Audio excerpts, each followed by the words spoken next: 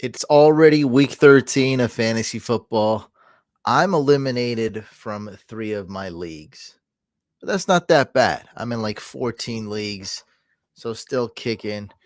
But my question is, do you need Travis Kelce to win in fantasy football? This is a pretty interesting thing. Look at this. Travis Kelce has like 94 more points than the next best tight end. So Travis Kelce is the number one tight end. Well, Mark Andrews is the tight end 2. And then 94 points below him is tight end 3, his backup, Isaiah Likely.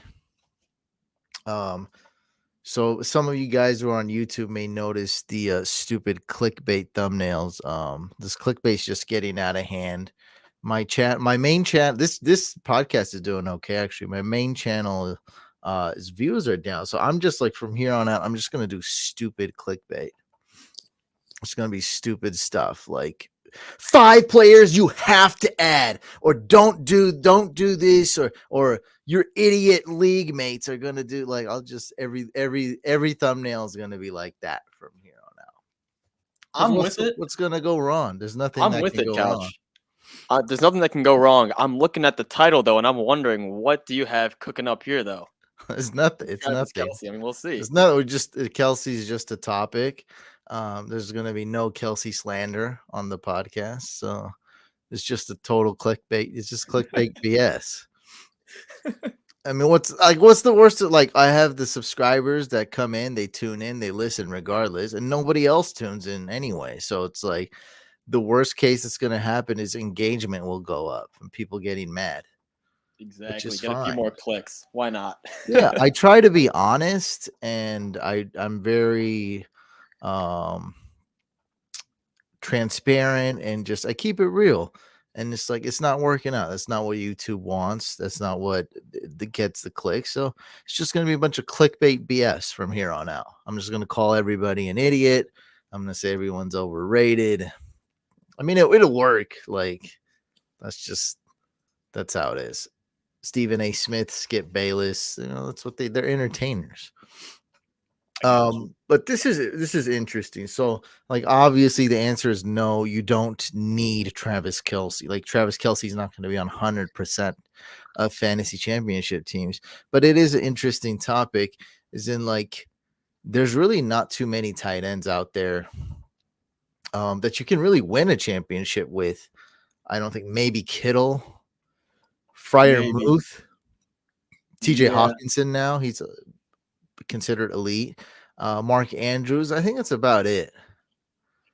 Maybe Tyler Conklin comes back. Nothing that we're not used to, because the tight end position year to year is pretty thin. But I get what you're saying for this year in particular. It's, without Kelce, it's not bad, but I mean, significant drop off there. I mean, usually you have a cluster of 2 to 3 tight ends who are kind of playable, not just one guy and then the pack. So I kind of get what you're putting down here, I think. Well, on top of Dalton Schultz as well. On top of all that, though, it's thinner this year. It's worse. And then Ertz and Goddard got hurt. Yeah, shattered the depth. So Goddard was like a top 3 tight end. Ertz was top 4. And then they get hurt. So now it's like like I said, it's even more thin. And then these guys get injured. Mark Andrews missed some time. And Kelce's like, so if you have Kelce, so I sense a little bit of bitterness. That's good. That means the clickbait's working. That's fine. Or just bitterness against, like, or jealousy for not having Kelce. Well, let me tell you something. That's other than the injuries that recently happened, I hit on just about every tight end, and that's not easy. Like, it's not easy to do. Difficult. It's near impossible. Absolutely. Yeah, so in every single league, these are my tight ends. Even leagues where I'm tanking, like my worst tight end's Pat Fryer Muth in the dynasty. So it's like every league I have Zach Ertz, I got Dalton Schultz in one. I got Dalton Schultz in 1 or 2 leagues. I got Goddard in 1 league, Ertz in like every league, and Kelce in a couple leagues. And I drafted in the famous fantasy couch ghost draft where somebody paid me to draft for them. That was, supposed to be secret, no longer secret. I drafted Kelce for him too. He has by far the best team. We just checked up on that yesterday and hacked my lineup. He's killing it. It's just been decimated. So if you start Kelce, for those that don't know, you are going to outscore your opponent on average more than double. So let's say the tight end you're going up against puts up 10, Kelce puts up 20. So he's averaging like 21 points per game. That's insane. So you're going to get at least double the more points, and you're going to get at least 10 more fantasy points than your opponent. Like that's pretty insane. Starting out every fantasy matchup with over 10 points. 10 points is like the least. So every week you get a free bonus of 10 or more points. And on top of that, it's not like you're outscoring, at the running back position where, maybe you have a stud and the other guy has like an RB2. This is at the tight end spot where like now your other studs at running back and wide receiver can, even get you more points and probably not succumb that or forego that, that 10-point advantage that you're getting at the tight end position. So I like where this is going. I see. What are you talking about? What are you talking about? What do you mean? Well, so what I'm saying is that you get the plus 10 at the tight end spot of all things, right? So you can, I guess this works in the other way where other guys who have a weaker tight end may have a stronger running back wide receiver room, but you also theoretically, but it really isn't that way. Just being realistic. Really?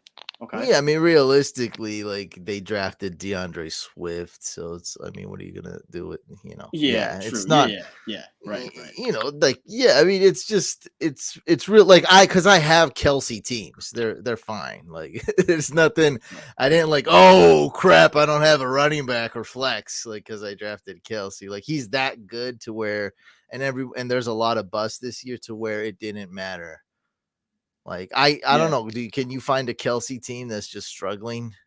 No, my only Kelce team is top in points for. There you go. That's what I'm saying. Like, yeah, because you're getting 10 more points every week, like just by having that guy on your team. Because it's not just that. Like, yes, this is the stupid clickbait title, but this is a Kelce appreciation post. While we're keeping it real, like what we're going to talk about is real. The clickbait's over. We're just keeping it real now. So the guy doesn't miss any games. I was in a random Discord and I seen like a throwback Kelce, and I totally forgot about this, but he used to get a silly, very, very silly flag or something once a year when he was younger. I do remember I totally that. forgot about that, but they brought back clips like he threw a flag at the ref and he did this. He always had one bonehead thing, or maybe he yelled at his coach, or he always got like ejected late in the game, or usually it was just a dumb flag, like just something really dumb and boneheaded. And I'd be really mad at. And now that guy's totally that's not him anymore. That was over 5 years ago. So he's done with that. Yeah, mature. Yeah. So I think the only games he's missed was due to illness. I think it was like a COVID game he missed. So like this guy never misses a game. He has a high floor, high ceiling. He's with Mahomes. He's with a great coach. And this is how I'm going to sum up this year was like I needed like 32.5 points from Kelce. And the Raiders double teamed him and triple teamed him on a lot of plays. And this guy put up like 35 points and scored like 4 touchdowns that game. They shut him down, but because they got like, I don't know, Mahomes was just way too deadly at the goal line, in the red zone, or the Raiders got kind of how do I say, like bored, exhausted, like I'm trying to find the word, like when you're on something and you need to take a break, like fatigue. You're just like, yeah, it's like fatigue, like you're and they kind of gave up. They were like, all right, we're triple teaming him and we're running around trying to guard Kelce for 4 seconds, 5 seconds, 6. And they're just like nothing's working. Yeah. mentally they just stopped. They just they actually shut him down. Like that's what I was seeing that game. They shut him down except for those few plays. So even when the rate, like it was working, because when you triple team, like why are you going to pass to him when he's triple teamed? That's insane. Yeah. Demoralizing might be the word you're looking for. Demoralizing, yeah. But I was trying to say, blow. like, I'm putting myself in the Raiders' shoes because, like, I think they kind of gave up when they're like, all right, we the plan is a triple team Kelce, he's gonna do bad, and then in their mind they're like, all right, like he's done, like we don't, like you have to like go out your way to have a chance to guard him, but when you start being lazy and letting up, he just started going off. And then yes, 4 touchdowns that game. It was great, man. So that's Travis Kelce. Of course, you can win with Mark Andrews. We went over the other guys. You can win with those guys, but this guy's just been such a advantage that I just wanted to make that clear. It's kind of an appreciation thread. I mean, there's really nothing else we can do here, like advice wise, or like, well, okay, how can we fix this, or what can we do next year? So I guess the only thing close to that would be this. I start saying like every year, and this was like, I swore this would be my last year that I'd be on Kelce. He's shown zero signs of slowing down. That's an understatement. What I'm getting at is this guy going to maintain this elite level next season? I see no reason why he can't. I mean, he can get hurt at any given moment and then regress from there. He can maybe start showing signs of slowing down next season. But I mean, this is one of those kind of Tom Brady type things where, like, obviously he's not 40 years old. Like, let's not put it to that level here. Let's not exaggerate. But like, this is one of those Tom Brady things where it's like, look, the guy's clearly an older player. Historically, he's, quote unquote, supposed to decline soon, but he's shown nothing. So, I mean, Tom Brady's been doing this for so long. Obviously, I know tight ends is a little bit more of a physical position, but he hasn't shown any signs of diminishing play. And honestly, I'm at the point where until he shows those signs, I'm probably just going to, if I have him on a roster, I'm going to hold on to him. If I don't have him on the roster, I don't know, maybe if I want to make a move for him from like a win now team, I could. I think he's that much of an advantage, especially for this season, as we pointed out. But yeah, I mean, that's where I'm at. I'm not in the market of let me sell Travis Kelce to be like, 1 year too early versus 1 year too late. I don't think that applies just yet. I think if you're selling Travis Kelce today or in a couple weeks or after the season during the offseason, I think you're still a little bit too early. I think you can squeeze at least one more good season, maybe even 2, and then trade him with the idea of, being 1 year too early than too late. This guy has a lot of years, not a lot of years, but a good amount of years left in front of him. And again, even if he's not the TE1 in, let's call it the 2024 or 5 season, he's probably still going to be like a top 3, top 5 tight end. And that's still worth a lot in fantasy football. Yeah, that's great. So just being technical here, just being logical here, when you're saying you wouldn't sell, therefore he could be a buy low in dynasty, depending on Kelce's a special player. Not every dynasty manager is going to be willing to part ways with them, not even for a fair deal. Just like me with Mahomes. Like, I think you remember I've told in the Discord before, I was like, I've just told people that there's no price for Mahomes. I'm just not trading him. So just not, I just told that so people wouldn't waste their time. Yeah. So not too many people were interested, but the people that were seriously interested in trading me for Mahomes, I just said, like, look, I'm not gonna trade this guy. Like, not even if you give me all your draft picks, because it's like I know how it is to not have a good young quarterback. And so when I drafted Mahomes in my startup league, like I'm just not gonna let go of him. And it was a good decision by me, because like, what am I gonna do with these draft picks? Like, try just be on the search for the next Mahomes. It's hard. It's very unlikely I'll find him. And the same thing with tight end positions. I mean, it's not, we've seen what's happened with Kyle Pitts. I mean, he can still have a great career ahead of him. I personally believe he has a great career in front of him, but he has not looked that way this season. So I mean, tight end is.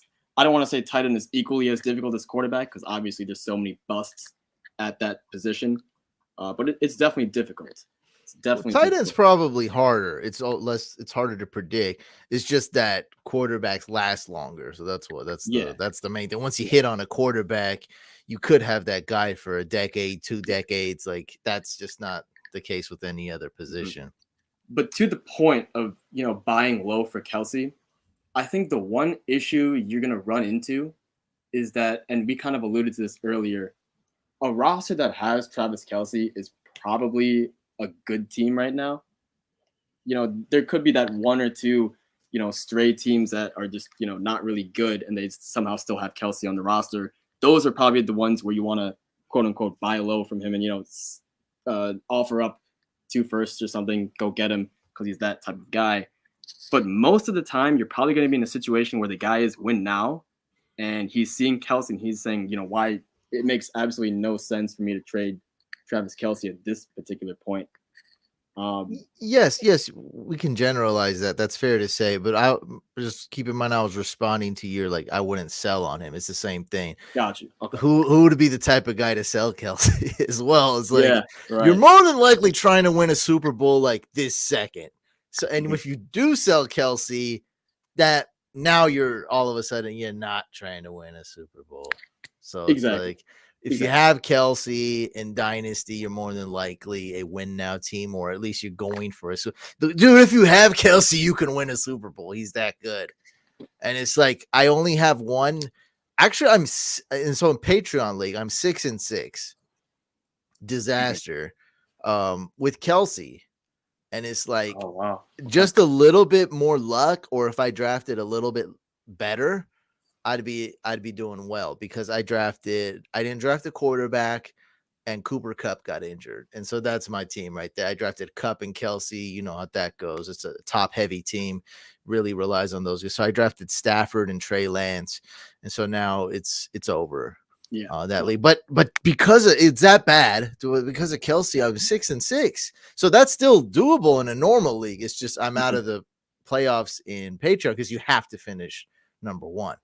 Right. 6-6 is still a decent record. It's still very likely to be a playoff team in a normal league. All right. I just got to win 1 out of the next 2 or 2 out of the next 2, and I'm in playoffs. But that's how good Kelce is. The Ghost team, he's 10-2. I drafted Kelce in, and there's another draft I did where everybody made fun of me, including myself. I made fun of myself, and I'm 8-4 in that league, mainly due to Kelce. What'd you make fun of? Drafting Kelce too high? I forgot to draft a wide receiver. And you're 8-4 because of this guy. That's crazy. Yeah, mainly because of that. I also didn't have a quarterback, but I drafted Trey Lance. The only wide receiver I drafted was Sutton and Hopkins. I couldn't use Hopkins, so it was bad. But going for Trey Lance instead of Russell Wilson was a good move. As I wanted to go high risk because now I could hit waivers. So I hit waivers very hard. I got Jameis Winston, I got Goff, and then I finally got Trevor Lawrence. Now I'm good. Trevor Lawrence this week should be amazing. Goff's a good backup. Like it's, I got a good solid team. Derrick Henry started coming through. So yeah, I forgot to draft. I even had Breece Hall on that team. Wow. So it was decimated too. Okay, wow. Kelce's really something else then, it looks like, this season. That's crazy. I don't know if the math here is right. I don't know about that. Kelce's says he's 33.1. 33.1 plus 2 is 35. That's math right there for whoever left that comment. So yeah, he will be 35 in 2 years, not 36. I don't know the kind of math they teach to which historically 35 is just about the end of the career of like an elite tight end. Is that the big decline? Would you say for tight end age 35? Yeah, I would say like, how we say like arbitrarily like, 31 or 30 for wide receivers and kind of off the rookie contract for running backs or, maybe 28, 29 or whatever for running backs.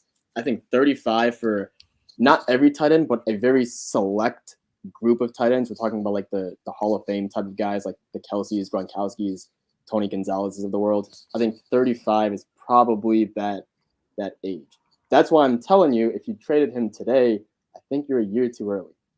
You can trade him next year and still be in that, trade him before it's too late type of situation. This is the type of guy that trade value is not everything. You notice we're not necessarily. You mentioned 2 firsts as like a thing. This is not about trade value. It's not. This is about winning Super Bowls. This is about winning championships in your dynasty league. He's that big of a key piece. The same thing when I was talking about Mahomes. Like, okay, like I can get a good value trade for Mahomes, but like, how's that going to help me win my league? Like, it's not, because I don't even have a backup plan in that league. So it's like, that's not going to help me win. Even if I got all the dudes picks, I don't think that's going to help me necessarily win. Mahomes is going to help me win though. This guy's and it's a 6-point pass touchdown league, which doesn't matter much. It's still Mahomes is still Mahomes. Dude's putting up 20, 30, sometimes close to 40 points in a week. Like, he's a beast. And Kelce's arguably even more valuable than him because of that positional advantage. They're still great quarterbacks. You're going to go, some weeks I'm going up against Jalen Hurts. Some weeks I'm going up against Josh Allen. These guys are great. I'm going up against Tua. These guys are amazing quarterbacks. When you got Kelce, it doesn't matter who you're going up against. Now, this is the state we're in. The state just got crazier. I just thought this was an interesting topic as well. The state just got crazier because of these recent tight end injuries, Goddard, Ertz, so on and so forth. What about the Broncos, dude? What a mess over there. And it's like everybody's just talking about Russell Wilson now, and it's like, I'm a big Greg Dulcich fan like yourself, and it's like I don't even know what's gonna happen. Like, how do they where do you go next? You've fire the head invested coach? A lot of money, Couch. That's the thing. That's the thing that makes me a little bit terrified because, we're talking about Greg Dulcich and tight ends and whatever, but, like, let's be honest. Cortland Sutton hasn't been amazing. Jerry Jeudy has been, his ceiling is kind of capped with Russell Wilson. I know Javonte has been hurt, but, didn't Melvin Gordon, get cut or something? I don't even know. Yeah, so there was a rumor that he was bumping Future in the locker room, and then he got cut. I don't know what that roster move even it doesn't make sense to me at all. Now you're rocking with Latavius Murray. Well, he was a trouble. So let's say that rumor. I don't think that's a silly rumor. I also don't know if it's true. It may or may not be true, but I do think it stems from something real. He got cut because of attitude was one of the reasons. Fumble, everyone's talking about his fumbles. I think it was because he was pissed at Russell Wilson. I was going to say there was something there. That picture just came flashing in my mind. Yeah, that's a real picture. Man, okay, that's interesting. I've been a little bit out of the loop in terms of what Denver is doing. So okay, that's very interesting. So that's why Melvin Gordon would be out then, if there's friction with Russell Wilson that kind of caused it. But that's a problem then, Melvin Gordon's a pretty good player. I think he's better than Latavius Murray. Maybe the fantasy stats in the last week or whatever won't say that, but I think as a runner, as a player, he's still better. The fact that, Denver is making this move kind of shows you that, hey, they're really going to try to make this work with Russell Wilson, maybe. Maybe that could be an interpretation. It makes sense because they invested so much into him. So now it's like they're kind of hands a little bit tied here. What are you going to do? Trade him? Cut him? That's a cap hit that you really can't take. It's a quarterback position that it's hard to get. And this is a team that's been looking for an answer at that spot for God knows how many years now. And they finally found their answer, but they didn't, So, it's tough. It's a messy situation. It's very difficult to project what Russell Wilson can be next year or the rest of this season because no one could have projected this type of downfall. Honestly, this is crazy. It's crazy. Never seen anything like it, honestly, I don't think. I can't put any player comparison, especially at the quarterback position where we think so highly of him, 5 days before NFL kickoff in the regular season. And then, 3-4 weeks in, we're like, what the heck is going on? And then here we are, week 12, 13, we're saying, are guys on his team even draftable? Guys that we like people like Cortland Sutton. People like Jerry Jeudy. I like Greg Dulcich, Javonte Williams. Can you even draft these guys because Russell Wilson is that bad? I thought, I mean, that's not a question you would you would ask at week 13 in the season, but here we are. You know, it's crazy. That's just how bad he's been. But it's something. Russell Wilson finished QB 33 last year. Last week. Christ. QB 33 last week. So I don't know if you have any Broncos players. I don't know what's going to happen like after that. Yeah. So it's like, I don't know how to fix this. How do we fix this? You're going to fire the coach after this season. Nobody's going to trade for Russell Wilson. Like, it's over for him. He's 34. He's going to die a Bronco. Like, I don't know. It's like, I don't know how you go. Like, how do you hit the reset button? Like, the Rams can't hit the reset button easily. I don't know how you hit the reset button on the Broncos. They have a good defense, or they should have a good defense. Okay. And that doesn't mean much for what we're looking at though for fantasy. No, I'm just I'm talking about dynasty as in, like, you know, where's this franchise headed? Okay. What's it looking like in 2 years? Like, what are they going to do? What's the plan? What's the plan to fix this? I mean, Javonte is still a very talented running back. We've seen guys like Saquon Barkley kind of thrive with, you know, a Daniel Jones who hasn't, at least in the past, hasn't been up to snuff is what our standard is for a good to great franchise quarterback. So, I mean, it's not impossible that we see Javonte Williams still thrive in this offense. But, I mean, nowadays with PPR in the mix with points and all that stuff, you know, it's the more popular format and everything. And running backs that can catch passes is definitely an advantage to be had in fantasy football. I mean, I don't know if you're going to be getting – I don't know how much fantasy football usage you're going to be getting with that, considering Russell Wilson just put up 8 points last week as the QB 33. I mean, there's not much passing or air yards to go around in this offense, it looks like. So maybe Javonte can be like that true workhorse. I mean, I'm kind of pulling at straws here, Couch. I'm trying to think like at a hopeful thing. I mean, I know a lot of people like Javonte still has value. Now, touchdowns are king, so less touchdowns for the Broncos, unfortunately. So his upside is capped severely. And when the team's just in shambles, it's going to hurt Javonte. And Javonte, man, that's tough, bro. You know, only really CMC has produced that elite value on a team that's not great. And, you know, he's got some touchdowns. We're talking about a team that maybe even getting less touchdowns than the Panthers. Ugh. It's not looking good. Bad, man. It is what it is. Hopefully you don't have a lot of Broncos players, because I don't know how you fix this. This is, I mean, find a diamond in the rough QB next draft. That's like a lottery ticket though, right? So obviously they're going to be drafting a quarterback, whatever, round 3, round 5. And guys who are smarter than both of us combined and Rolando all together get fired for making this mistake on a QB. Like, when you say find a diamond in the rough QB next draft, I mean, that's a dang near impossible task, man. Good luck. Because everyone reaches for a quarterback. Like, everyone, like, all the good quarterbacks are taken like first overall. Like, they're not like, right. Yeah, it's a lottery ticket. Like, okay, let's find the next Tom Brady. Let's find the next Kirk Cousins. Like, all right, find the next Russell Wilson, right? Yeah, Russell Wilson was a diamond in a rough, basically. Third round pick, yeah, I would say. Yeah, he was for a little bit until he wasn't. Eesh. So hopefully you guys have Travis Kelce, or hopefully you guys have a tight end. I'll be starting Evan Ingram, I think, in 1 or 2 leagues. I think he's a great tight end with all considering. Had to go scour on the waivers. I have some faith in him. I think he'll bounce back. So drop it. Not against Kelce. That's all I can say. Yeah, every time you're going up against Kelce, that's not good. Yep. What's the point here, Lewis? I don't know what's going on.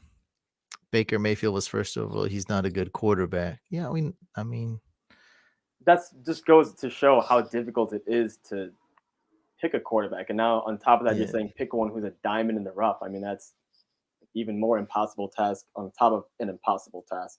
Yeah, I don't get the point he's making. So it's like, yeah, teams reach for quarterbacks.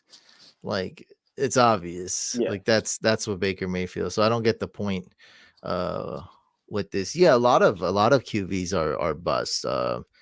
Jared Goff wasn't quite what he panned out to be. Marcus Mariota and Jameis Winston not quite there. 1 and 2. Carson Wentz.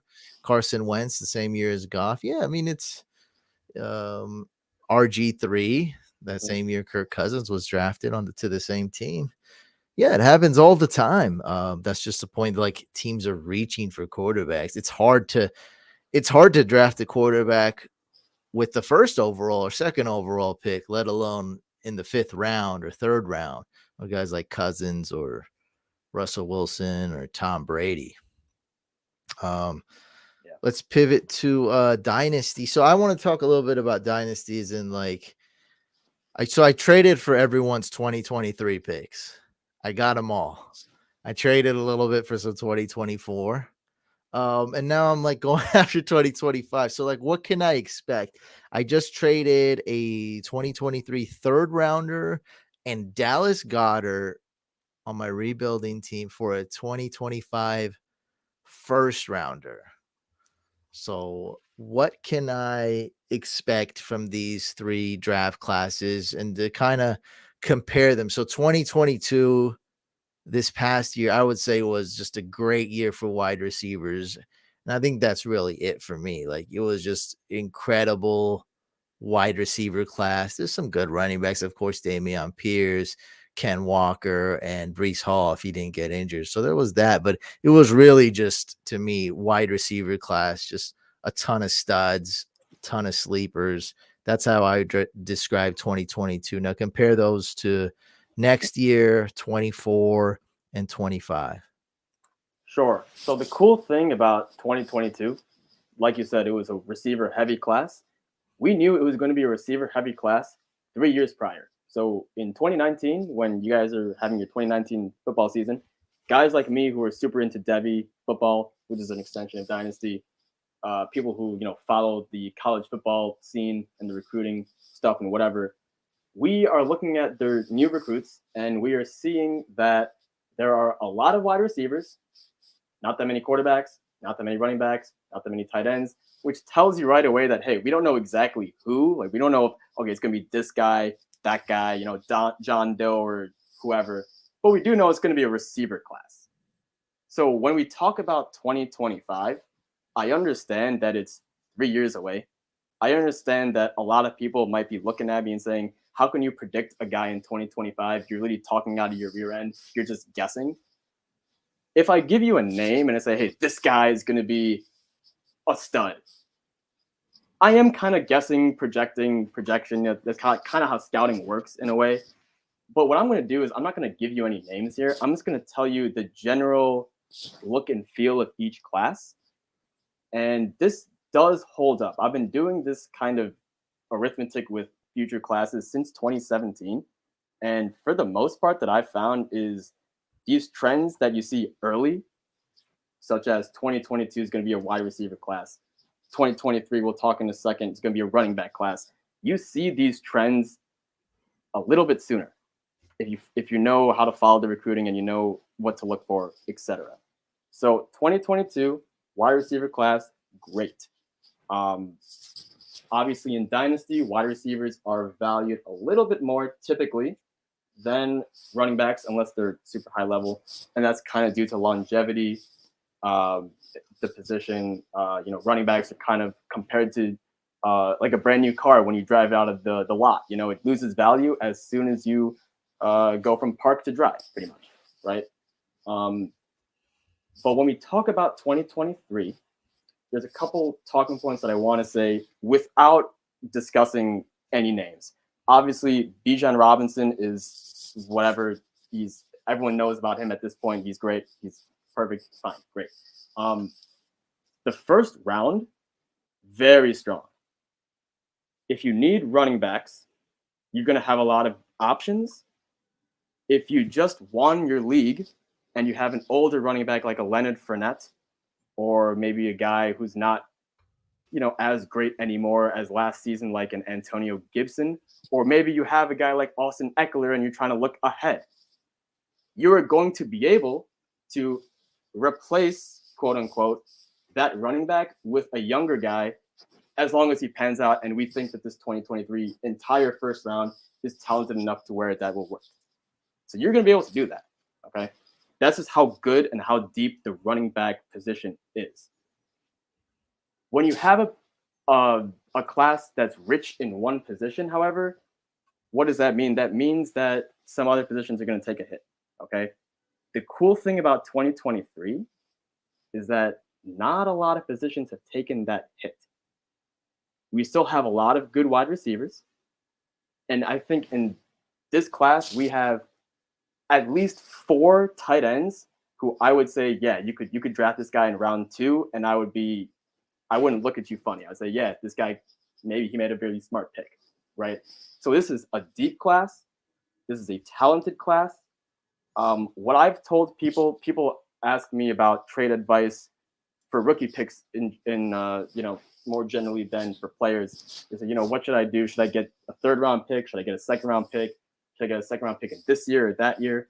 What I say for 2023 is that, in my opinion, there are about 22 to 23 guys that you could draft and say, hey, I am getting a potentially good, maybe even great player.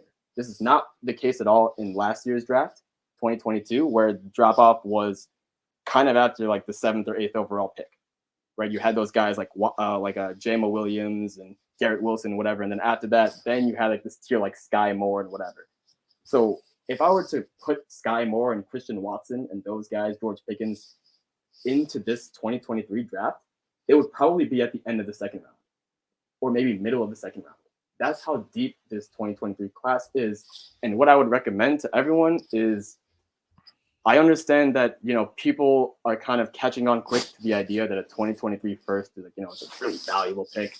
It's a high commodity. Everyone wants it. It's a really kind of like a golden ticket, people are saying. I've heard that phrase used for that 2023 first. So you might not be able to get one anymore unless you overpay, and you never want to overpay for a pick, right? But what you can do is get these 2023 2nd rounders.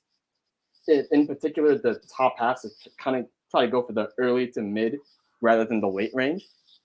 And in my opinion, if you get a 2023 2nd, that's like, maybe the 3rd overall, it's like the 2.03 or something. That's as good as getting a 2022 1st round pick. You're getting the same type of player, if not better. That just shows you how deep and how talently, filled with talent this 2023 class is. That's why a lot of people are excited about it. Okay.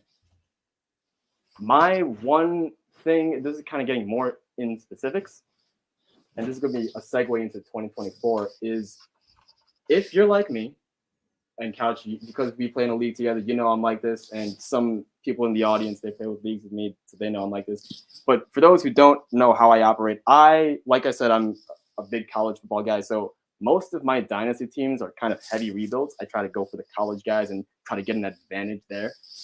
I am not picking a quarterback this year. I am not.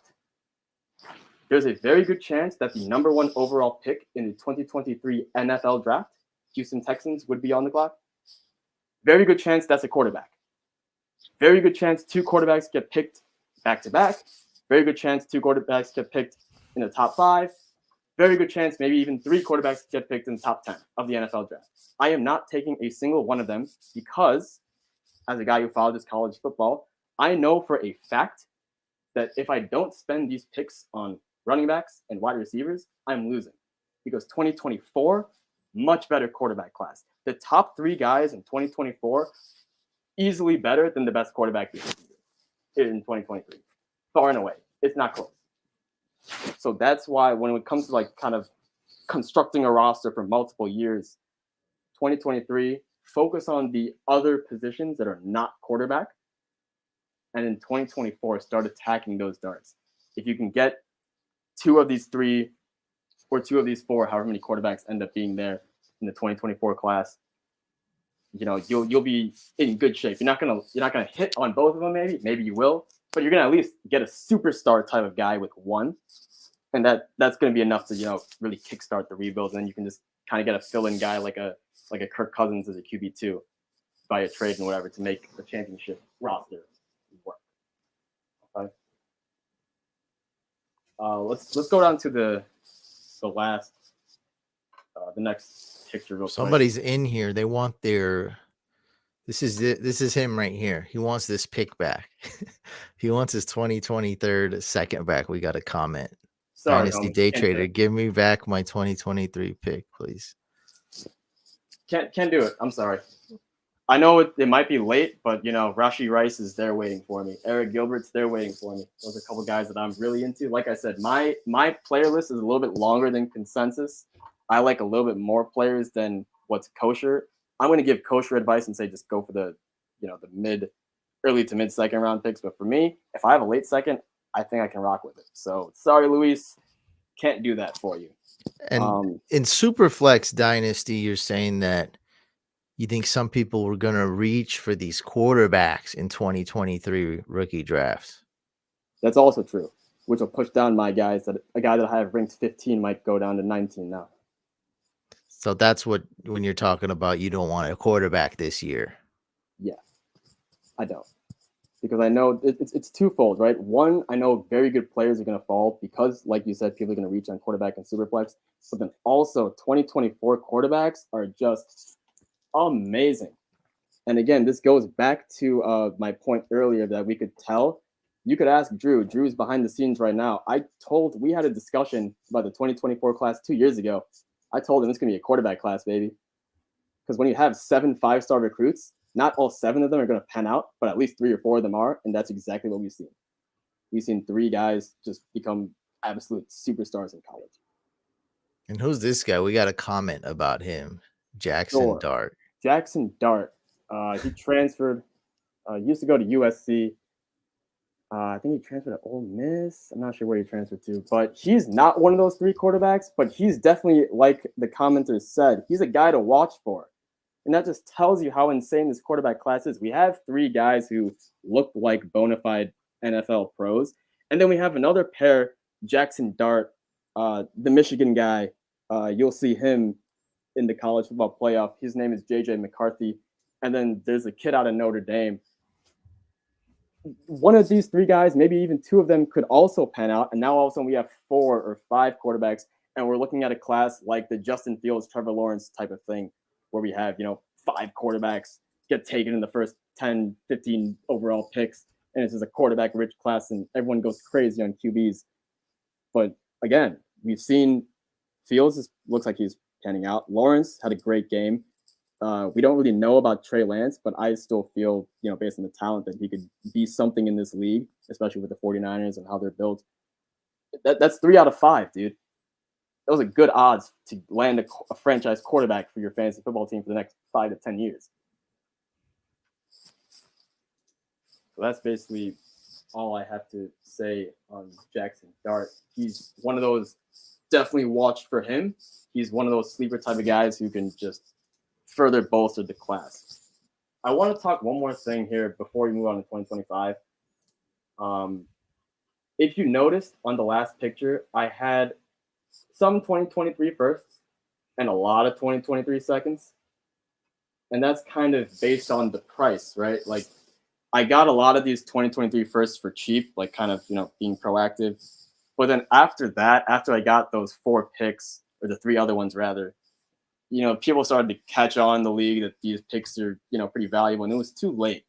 So what I did is I stacked up on the 2023 second rounders because, like I said earlier, quarterbacks are going to get taken, guys are going to fall. And even if quarterbacks don't get taken and guys don't fall, the class is still deep enough anywhere where these picks are going to work. If you scroll down to 2024, I don't have even my own second round pick. Again, I'm tanking.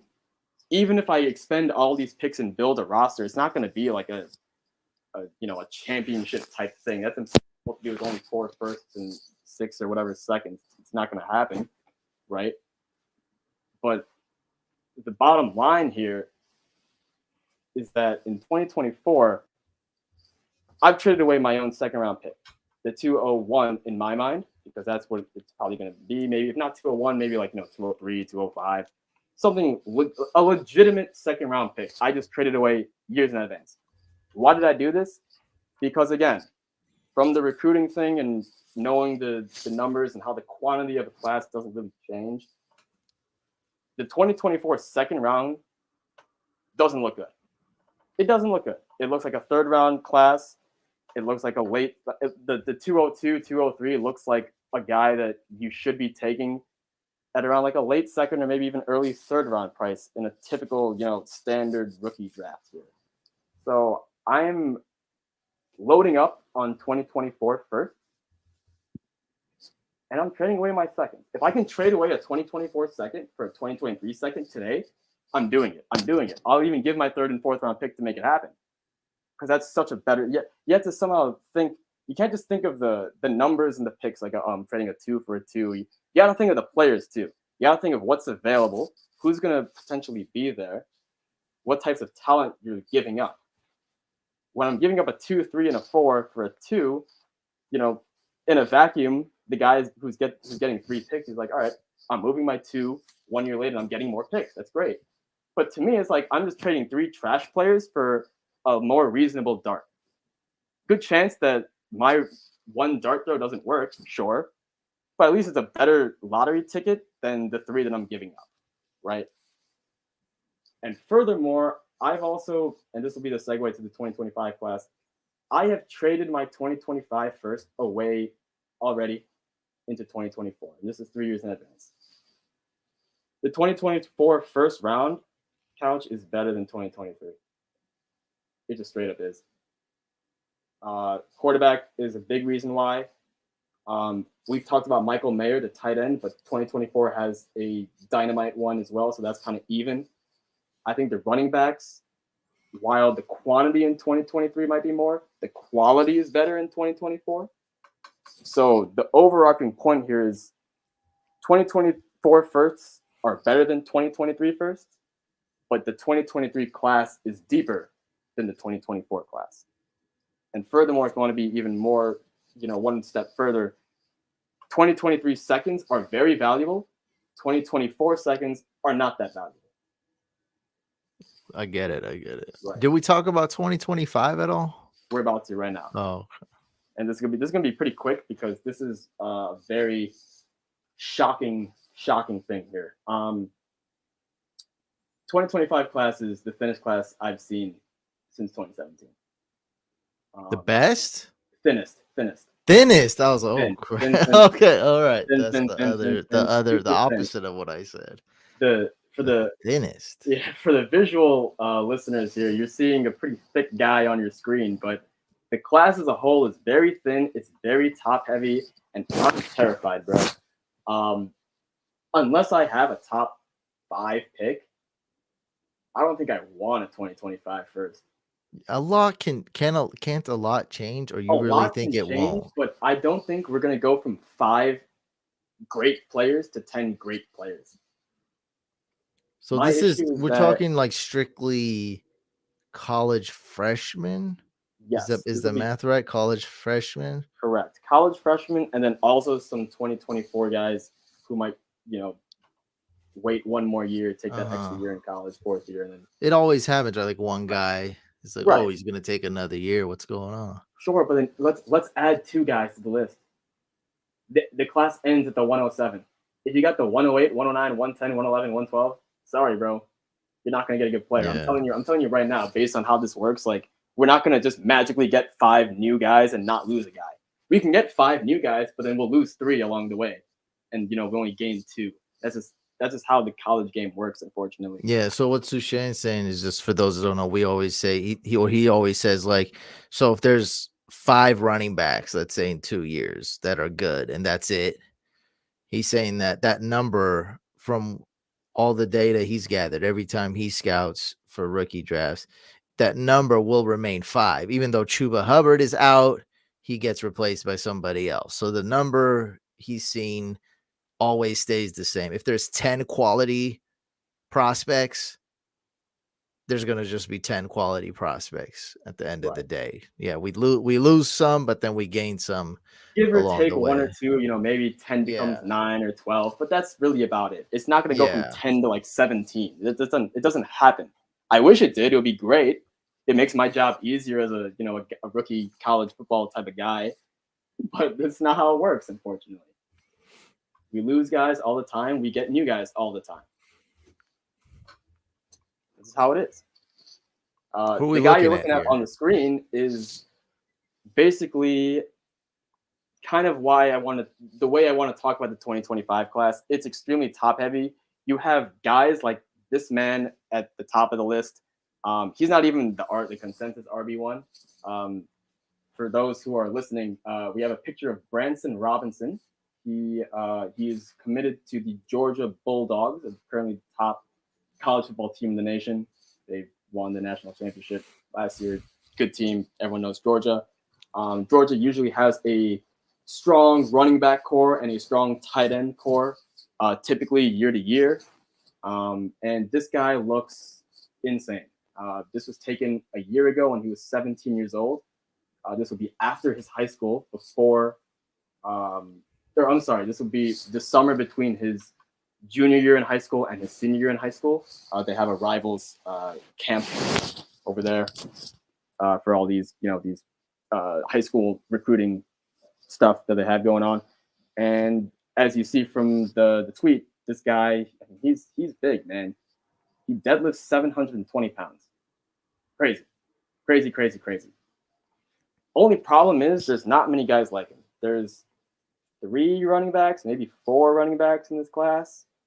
The top wide receiver he's already looking like a bust, to be honest with you. I mean, this is a guy that I've loved and I've followed for quite some time. And it's not looking good. And then on top of that, the quarterbacks, I like one. The way I said, I like one kind of, we can kind of see that there's some hesitations there. And there's Archie Manning coming out 2025? 26. 26? 26. How so? So he's still a junior in high school. Oh, for real? I believe, or maybe he's a senior in high school. Wait, what? I thought he would. Yeah, so let's do this. Let's do the math here. Next year. Oh my God! He'll be redshirted. 2024 will be his first season as a starter. 2025 will be his 3rd year in college or his 2nd year as a starter. Well, I didn't even know this. That's why I didn't know this. Okay. Yeah. I didn't know he was a junior in high school. So he's coming out 2026? Yeah, I don't want to talk 2026 too much, but that's another thing where it's like there's 4 quarterbacks in 2026 who are like God tier, so they say. So it's like another reason why I'm trying to pivot out of 2025. Like I know 2024 and 2026 is so good. I just want to pivot out of 2025. This guy's talking about 2026 now. So we talked about 2025. Now we're talking 2026. I didn't want to go here on the podcast, but we're here. We're talking 2026. Arch Manning, baby. And this is crazy. I didn't know that. I don't know why, but I didn't know. Yeah, he's junior in high school. That's if he was a senior in high school, it would still be 2026 because of the Mm-hmm. But it's like this guy, right? Oh, this guy's 2020. He's now a freshman in college. He's 2 years old, or a year older than Arch, maybe 2. Okay, this is weird. Yeah, it's very systematic. I get how you would be like very confused with it, but trust me when I say this guy's 2025. Manning is a different year, for sure. Like that's after 2025. And after 2025, yes. Got you. All right. They got a question. Do you like Spencer Rattler? I do. It's not a popular opinion. He has a very combustible personality. He's not going to get the NFL draft capital like a first-round pick that you would think of. But man, for what the guy has, I don't want to say he's been through because he's kind of done this to himself, so to speak. This is a guy, by the way, Couch, if you're not familiar, he's proven to be a really toxic teammate. he was the guy who got benched at Oklahoma, and then he kind of threw a fit, and he transferred out. And it's the personality is a big red flag. And when you learn more about him, you're going to see that too. But man, the guy when he's on the field, he's electric. Only problem is you might be running into a Johnny Manziel situation. Honestly, that's kind of I don't want to say This guy's better talent though. They're about the same. I mean, Johnny Manziel was one hell of a talent in college. But he did have a knock that it wouldn't transfer to the NFL. And it didn't, because I think Johnny Manziel also played XFL or arena football and also Canadian football. And I don't think he even succeeded like in Canada. Like, I think he was even bench on the Canadian. So it didn't, like, he was very athletic and would just throw these bombs. And it's like, he couldn't do that on the next level. So in college, it made it look easy. I don't, Man, if you're saying that, I kind of feel because that's kind of what Spencer Rattler is. He's a really exciting college player. I mean, again, the question is, do you like Spencer Rattler? Like, I'm not going to go out there and, with the picks that I've collected, like, I value 2023 seconds. I'm not going to use one of those on Spencer Rattler. But again, he's one of those guys that I'm kind of interested in. If he falls in the draft, I think that's, especially in a super flex format, I probably would draft him like round 3, assuming he gets drafted in the NFL, knowing that, he might not pan out. I think like what you just said about Johnny Manziel, about how, he didn't really succeed at the professional level after college. I mean, that very strong possibility that happens to Spencer Rattler because he's a really exciting college guy. There's going to be a lot of questions and concerns about his, professional outlook. Well, it's the same thing with Tebow. And so we got Tebow, and if we take out the attitude, so Tebow, great attitude, whatever, right? So he's poster child, this and that. But it's like talking about his talent, though. Tim Tebow, great college quarterback. None of that panned. Oh my God, they got a picture of him in a baseball uni. They had to do this to him. Yeah. So I think they were drafted around the same spot too. So Tebow went 25th overall. Same worries, like college. Dominant player. Would it transfer? Like, this guy's throwing motion sucks. He can't really throw the football. He's not a real quarterback. I think he went the same. 22nd overall. Yep. 22nd overall. So it's a very similar situation minus the attitude. So like it didn't work. The skills, the talent didn't transfer over. So you're saying you like Spencer Rattler, but you're also saying like you're not gonna reach for him at the slightest. So I mean, he's like a sleeper. He's firmly a sleeper. You shouldn't treat him as anything more than that. I think if you spend a second round pick, that's a mistake. Even in a super flex format, knowing the upside, if you hit on a quarterback like this with that rushing upside, I think it's a mistake. I wouldn't do it. But again, that doesn't mean I dislike the guy. I think there's something there. I definitely think there's something there. If I'm like one of these 32 general managers, and maybe I have a guy on my roster, like I think Ryan Tannehill might be a bad example because Malik Willis is there, but someone like that type of situation, and I'm thinking, maybe quarterback, but I don't want to invest a higher pick. Maybe I do take a chance on Spencer Rattler because he could be that type of like player. the Broncos. Nah. You're right. That's not the best example, but yeah, it's one. It could happen. Honestly, it's not bad, dude. Now that I'm thinking about it, it's not bad. You say he's not going in the first round. He's in not. NFL. 100% he's not. Well, that's what the Broncos are looking for. They're looking for a QB that's not going in the first round. Because they don't have a lot of those picks. Okay, so he's probably not going to make it on your team, realistically, unless he somehow falls. Realistically, he won't, especially given that I'm loading up on 2024 quarterbacks. Gotcha. Another question, guys. Go ahead and ask your questions right now. Ask away. Or answering. If you want to ask, like the best questions to ask about the rookies would just kind of target, like, hey, how do you feel this position group is compared to that position group? That would be a good question to ask, just to get a feel for the classes, rather than like specific names, because names can always change. But like we said, my theory is quantity at each spot doesn't. Lewis is saying that's going to be the diamond in the rough for the Broncos right there that we were talking Hey, I about. like where your head's at, Luis. I like That it. was it. Do you like Malachi Nelson? So again, we're getting freaky, Couch. This is 2026. 2026. All right. Malachi Nelson. He goes to Mater Day High School. I know a lot about this kid. I think I should tell Rolando everything about how I feel about Malachi Nelson and Lincoln Riley and his USC upside, baby. I think he's gonna be really good. Yeah. This is him here, quarterback. That's the one. Yep. Malachi Nelson. My God, you and your campus leagues and those leagues where you draft. Oh, he goes to Alamitos. Okay, I'm confusing him with the other kid who goes to Mater Day. My apologies there. So you don't know who this is? No, I do. Do you like this guy? Yes. Love him. I think Lincoln Riley's going to make this guy a terrific football player. By the time he plays, you got to understand that the USC program at that point we expect to be fully built.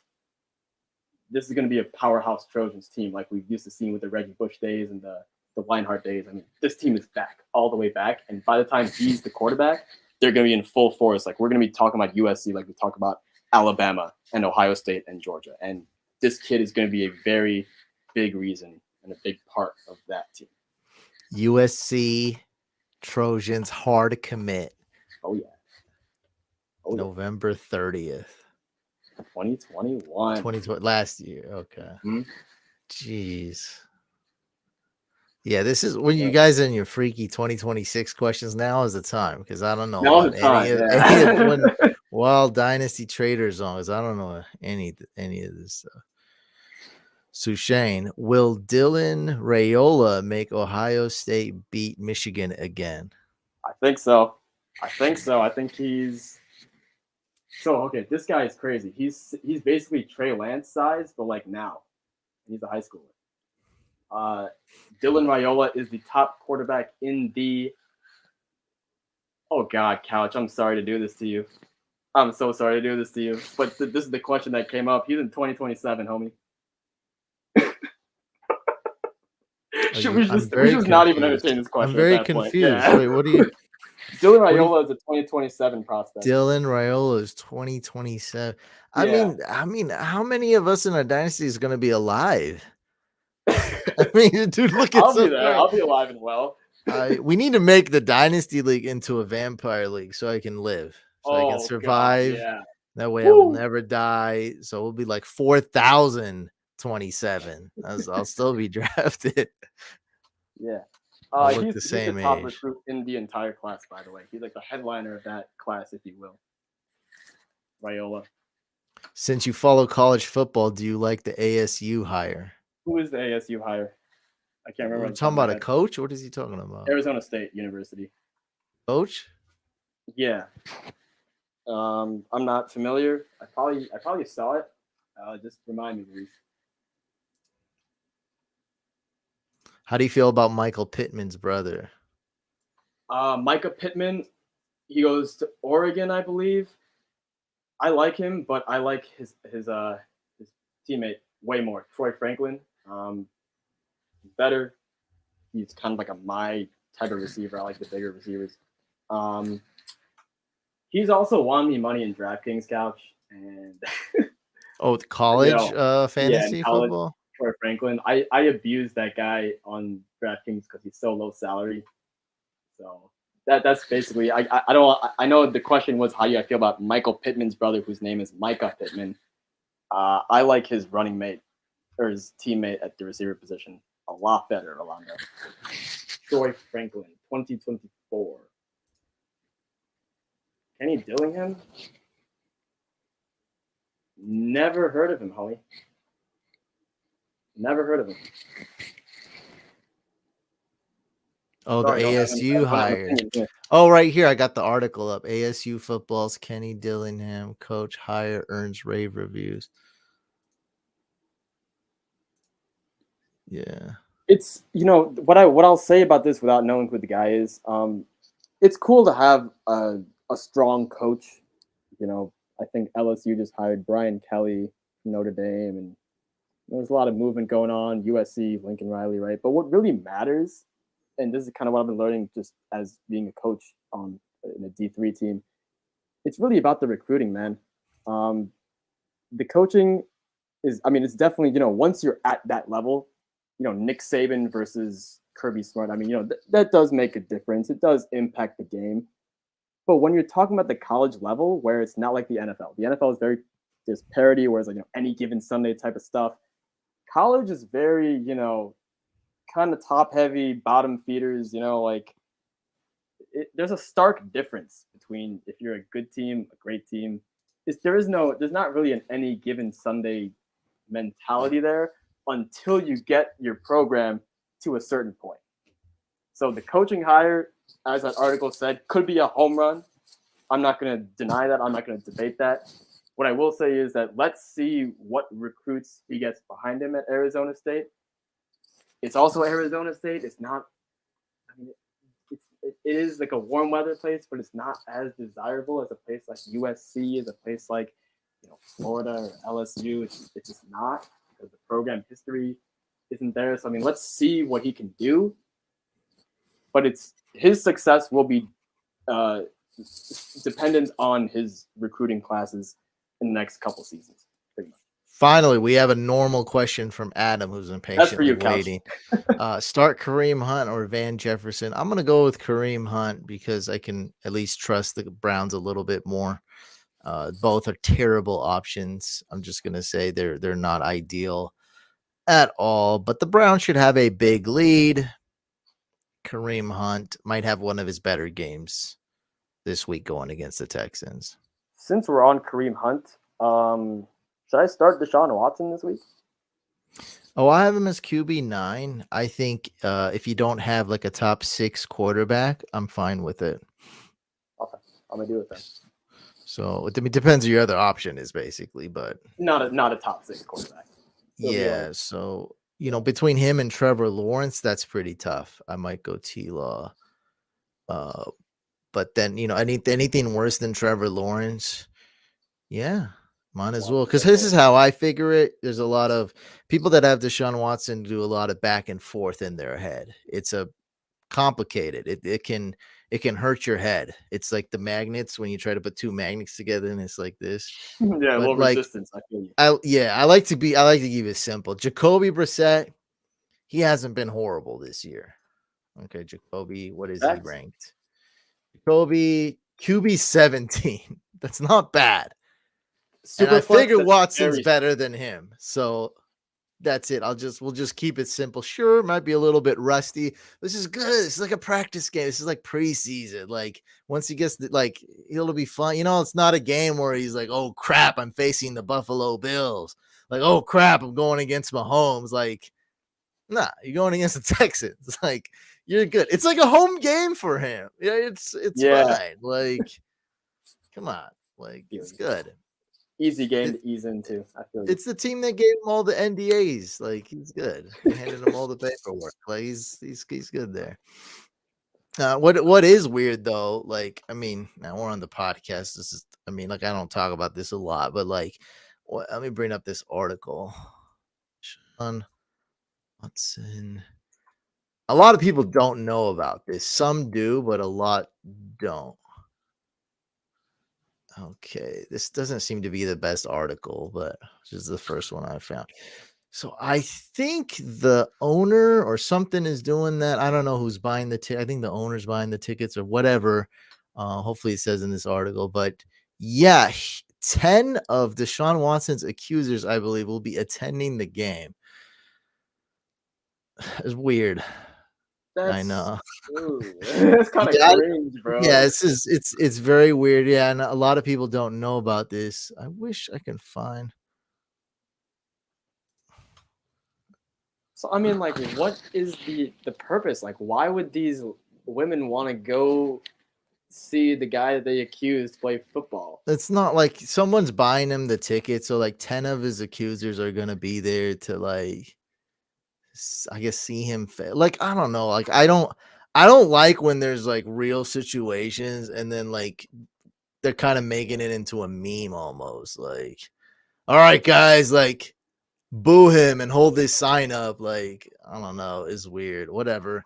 I mean, I'm not the accuser. I'm not the person buying them the tickets. Like I don't have nothing to do with this, but it's something like Yeah. I wanted to at least mention. I know a lot of people don't know that. Like, what is the significance of this? I don't know, but it's weird. I mean, his first games against the Texans, it was an 11 game suspension, which is kind of an odd number.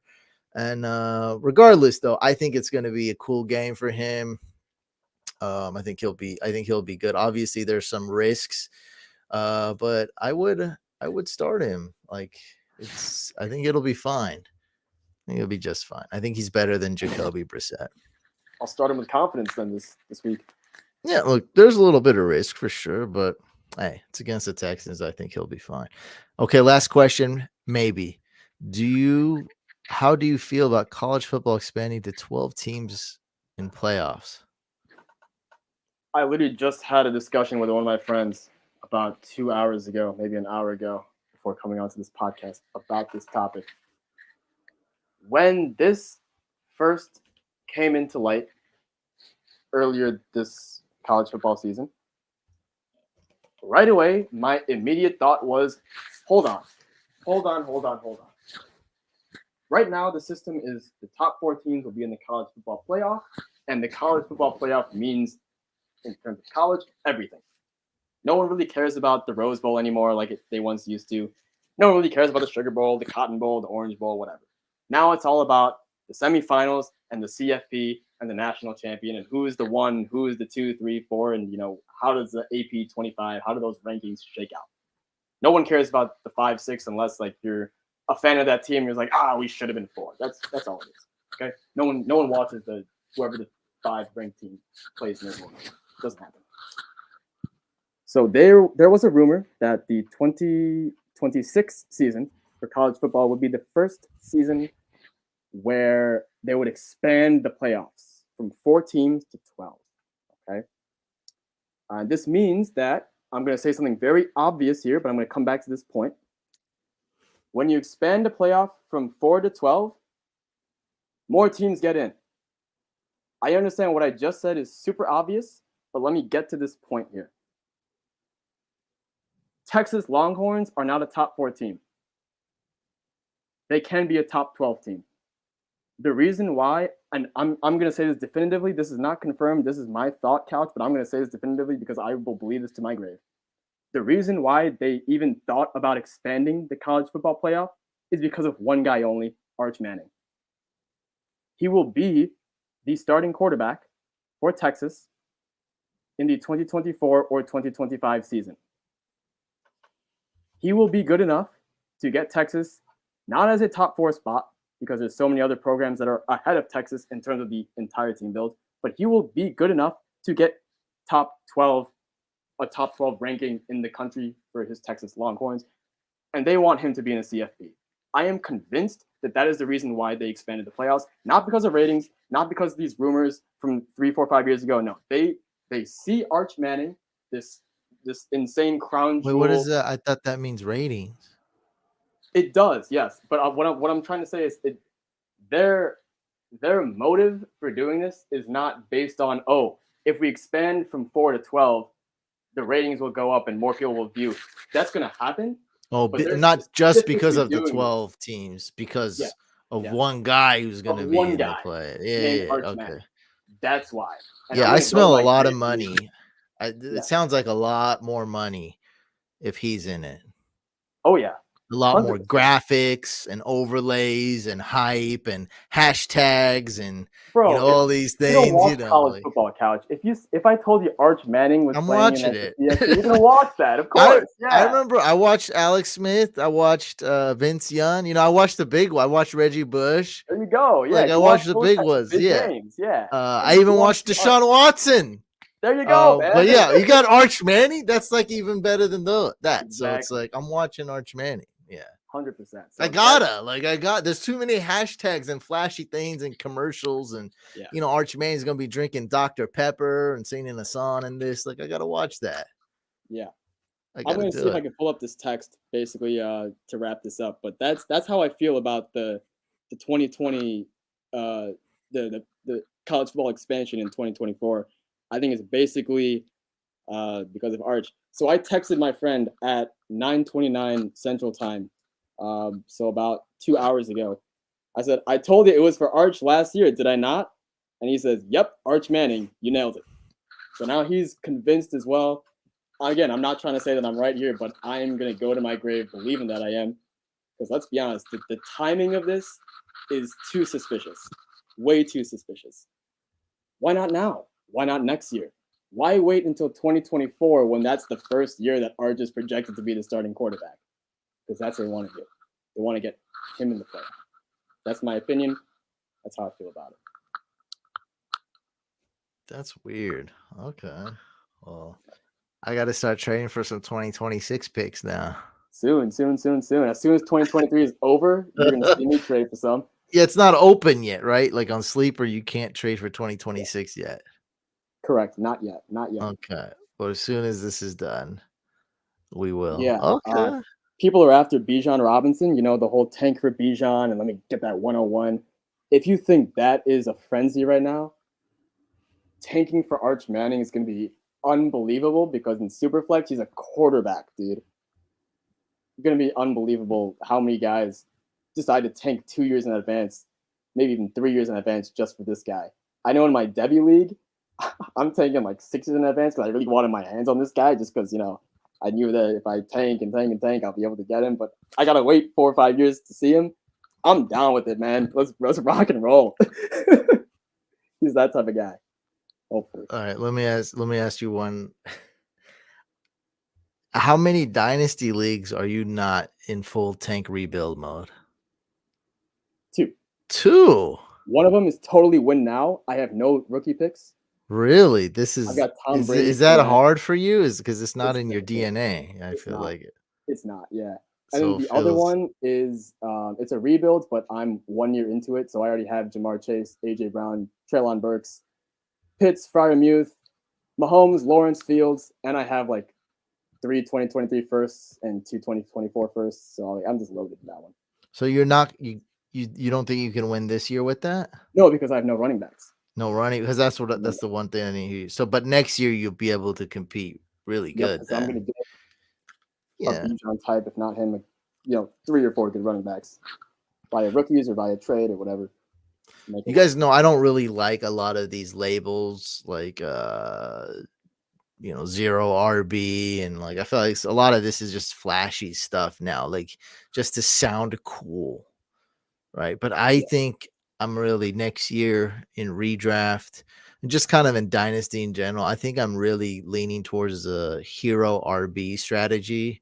As long as I have one great running back, I don't think I need a second, because if I draft one great running back and maybe I handcuff him, maybe I don't, but probably handcuff him because I can.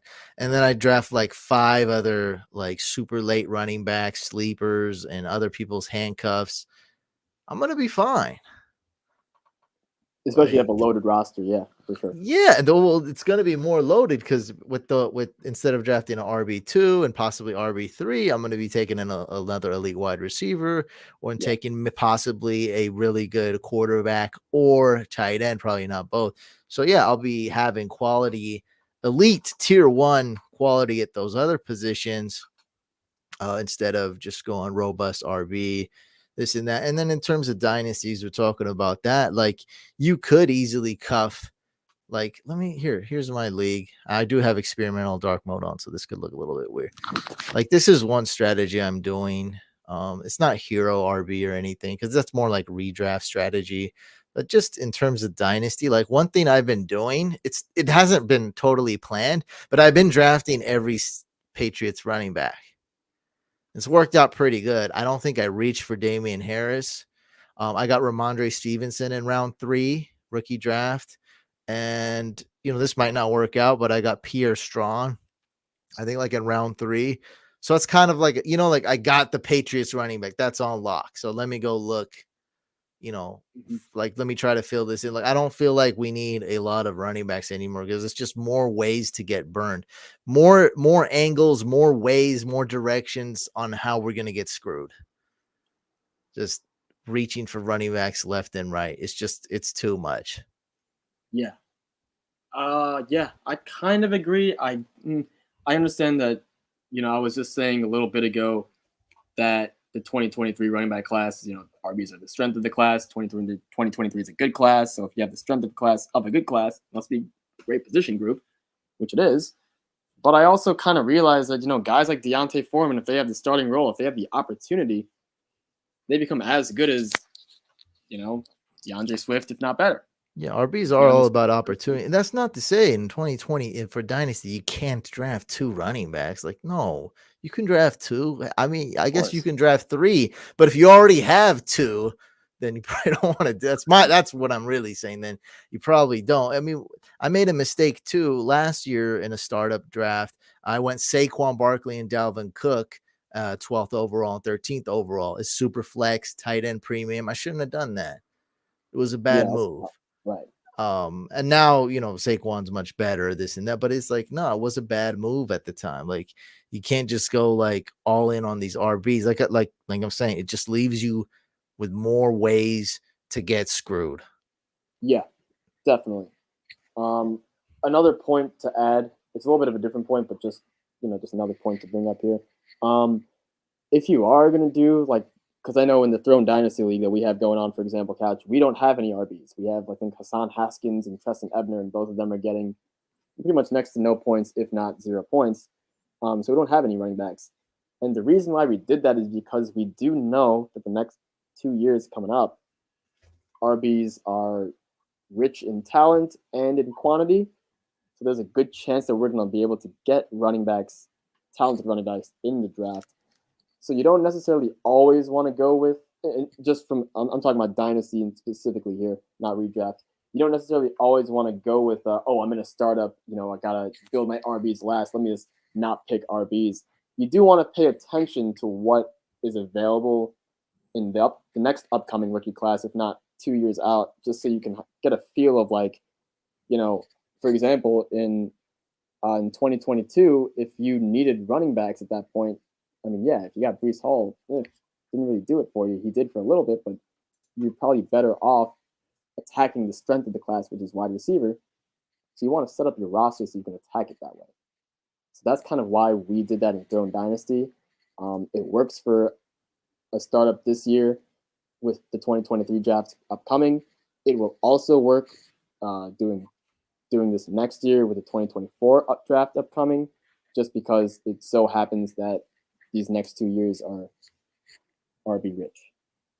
But it's not always the best. The idea is to go by what's available in the subsequent rookie drafts. Someone said trading Brees Hall for a 2026 pick. I don't know if this is like a 50% joke, 100% joke, or 100% serious. I sense that it's just partially joking. Yeah, it probably is. It's probably being a little cynical just to get Arch Man and get the ticket for that. But look, you got to trade Brees for more than that. You got to get multiple firsts because he's a guy who looks like he's panned out. Looks like he could be a superstar in the league. I know he got hurt, but it doesn't matter. You got to. He's still a very young running back, and that's age at running back is the most value here. You have a young commodity like that. That's why Javonte Williams is still respected, even though he's hurt right now. He's a young, ascending running back like Brees Hall. Will Mac Jones develop into a top 12 to 15 QB? What do you think? I guess I would lean 15's very easy. I guess I'm going to lean no, maybe, because all we care about in fantasy football is fantasy points. And if we look at all the top quarterbacks, they all have rushing stats. They're all mobile.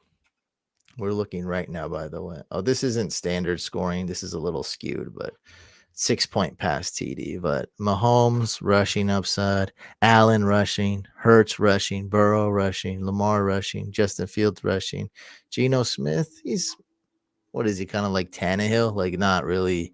Yeah, He's a little mobile. mobile. He's mobile. He's still mobile. That was my point. You don't have to get 40 plus rush yards a game, is what I'm saying. Herbert, yeah. Kyler, yeah. You get the like. We're already really deep on the list. Trevor Lawrence, yeah. Like we're already pretty deep. And so in order for you to crack this, it's pretty tough. We got Aaron Rodgers. I mean, the guy sucks this year. He's QB 14. I mean, wait, why is Tua's low just because he missed some games.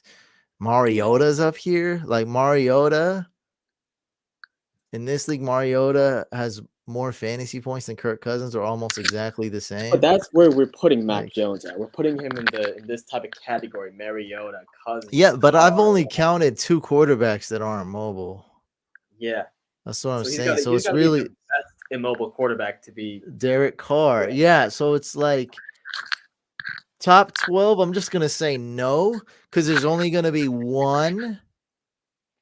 And this was last year too. It was only Brady. There's only going to be one quarterback that's not mobile in the top 12. It's becoming a true standard, one standard that we should go for when we're drafting and when we're picking our quarterbacks in fantasy. It's become a standard for your quarterback to be mobile in real life and fantasy, and that's what it is when you're top 12. So if we're looking at a top 12 quarterback, we'll only see one non-mobile QB sneak in there. And will that be Mac Jones? No. It won't. Top 15, he's like he can barely get in there. He'll be 14 or 15. So possibly. That's not good though. Like that's what I'm saying. Like that. So I'm giving Mac Jones's upside is QB 14. That's his best case scenario. Yeah. So he's your backup quarterback in fantasy. Yeah. Like he's not bad. He has some talent. Like I like what I see, even though sometimes the stats don't follow. Like what I see, needs some better receivers. He needs to play a little better. He needs, he got hurt. That injury was pretty bad. He started off slow and then he got hurt. That affected him. But yeah, man, top 14. I think best case scenario. Yeah, and just to kind of bounce off the Tom Brady point that you were saying with one quarterback, one immobile quarterback being in the top 12. I mean, yeah, we've seen guys like Tua, who, we haven't really been high on in the past, and now he's exploded. We've seen guys take steps back as well. So, I mean, it's not impossible that Mac Jones can, obviously he looks, from what I'm hearing from other people, I haven't watched much of him this season, but from what I'm hearing, he doesn't look that good. I'm not saying it's impossible for him to, kind of turn it around either this season or next season or in the near future. But I mean, is he going to become as prolific of a passer as Tom Brady? You really have to ask yourself that question. And I'm kind of leaning no. And if I'm leaning no, that means the answer is kind of definitively no for top 12 to 15 quarterbacking, given that Kirk Cousins is around that range and he's, among the top immobile QBs. So it's tough. I like the kid. I think he's really smart. I think he can be a good football player. But like you said, the rushing ability in fantasy football is just too much. And even if he's great, he's still kind of mid. And he has to be great to be mid. So if he's not great, he's just not it. Honestly, for fantasy football, he's just not it. Not telling you that the Patriots are going to cut him or something. He could be a great NFL quarterback. Probably not as great for fantasy, though. Kirk Cousins is upside. That's the absolute peak upside. He's got to have Justin Jefferson now, bro. You know what I mean? Yeah, I mean that's so I'm saying. And Hawkinson and all those guys. Dalvin Cook. Dalvin Cook. He's definitely, he's not as great as he once was, but he's no scrub. Guy can still play. He's QB 30 in this league that I'm in, and he only had one good game. That was against Minnesota. That's tough, looking pretty grim. But that's a great trade you made, Lewis. You said you traded Rodgers for a 2023 first and Mac Jones. Yeah, that's great. Who cares how Mac Jones ends up? With the trade like that, you're fine. Rodgers, let's say he retires in a year and a half. Like what? What are you gonna do with them anyway? All right, so we got a complicated question. We're gonna end it after this question. Okay. So he says Ryder. I think he means Ritter. Desmond Ritter, yeah. I have 2 2023 firsts. Cousins, Geno, Mac Jones, Trey Lance, and Ritter. Should I be trading for a 2024 first given the class? So I think he's saying he has a lot of quantity at quarterback, but not a lot of quality. Yeah. I like Lance Cousins. Yeah, okay. So it's a very interesting question because I'm kind of curious. You know how I am, Couch, how I look at rosters. I want to see the whole thing, honestly. And we're not going to do like a full roster analysis here.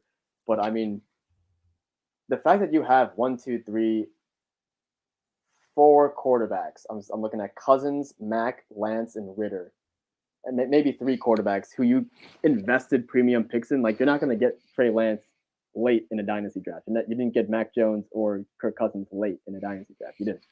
So that kind of leads me to believe that your other positions, running back, wide receiver, tight end, probably not that great. And yeah, given that the 2024 class, in my opinion, is better than 2023 at all positions, and given that you actually have quarterbacks, like look, Mac Jones can turn it around. Kirk Cousins can still be good when you're competing in maybe These the aren't league 2024 winners, season. though. So You can't win with sure, these but guys. do you need a league winner at quarterback, or do you just need to be kind Yeah, of like yeah. I think you kind of need a top 12. Yeah, I think you yeah? need Do you top guys need 12. top 12, right? But I mean, no, because it's hard. Like, so you're doing rule. You're hoping when you start these guys, you're hoping they have a top 9 QB finish. Like that's your best bet. This isn't Tua. This isn't Herbert. This isn't Burrow. This isn't Josh Allen, Mahomes. Who's the other guy? I'm forgetting one more. But it's not. It's not any of those guys. I'm not hearing any of those names. So it's like I honestly I don't think you can win first place Mm, with these guys unless Trey Lance, becomes what we hoped him to become, yeah. which is, it's a pretty big gamble. Mhm. So no, I don't, man. I don't think it's tough. I mean, I got Tom Brady in a redraft in a couple of redraft leads. Every week's a grind. Trust me. Every No, week I you're hear you. you're Yeah, like, every week I it's hope I something. can win by a couple points because I mean he's not a bad quarterback this year, but he's not a good one at all. So it's Right. like I need to win. I need other guys to come through for me. Yeah. It's not Brady coming through for me, and it's not any of these guys quarterbacks coming through for him. It's not like okay, Geno Smith blew up a couple. He was good. It was on this guy's bench though. Like he wasn't starting him those first few weeks, so maybe he got a couple of those big games from Geno Smith. Yeah.